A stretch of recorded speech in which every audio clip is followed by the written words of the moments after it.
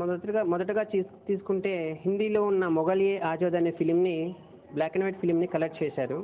దానికి 3 సంవత్సరాల కాలపరిమితి తీసుకున్నారు.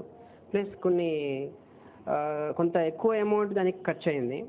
ప్లస్ మన టాలీవుడ్ తెలుగులో తీసుకుంటే మాయాబజార్ అనే బ్లాక్ అండ్ వైట్ మూవీని కూడా తెలుగులో తీయడం జరిగింది. దాన్ని కొంచెం తక్కువ కాలంలో 6 నెలల్లో తీశారని విన్నాను. ప్లస్ దానికి కూడా ఎక్కువ ఖర్చు అయింది.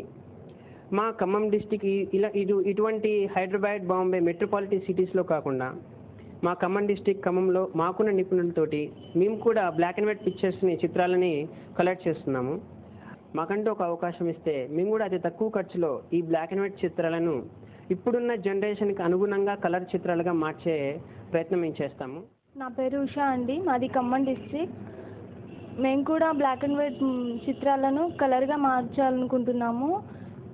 ఎక్కడో జరుగుతున్న వాటిని ఇన్స్పిరేషన్గా తీసుకొని మా ఖమ్మంలో కూడా చేయాలని అనుకుంటున్నాం. పూర్ణచంద్ర గారు ఇప్పుడు కొన్ని క్లిప్పింగ్స్ తయారు చేశారు. ఈ ఇన్స్టిట్యూట్లో ఒక 6 కలిసి ఈ ప్రయత్నం చేస్తున్నాము. ఇది తొలి ప్రయత్నం అండి. ఇది సక్సెస్ అయితే ఇంకా చేయాలనుకుంటున్నాం మేము. సాంకేతికంగా ఎంత అభివృద్ధి చెందినా ఆ ఫలాలు సామాన్యుడికి చేరువ కావాలన్నదే మా ప్రయత్నం అంటున్నారు ఈ చిచ్చర పిడుగులు. ఇప్పుడున్న పెద్ద పెద్ద సంస్థలకు ఏమాత్రం తీసిపోని క్వాలిటీని మేము అందించగలమంటున్నారు వారు.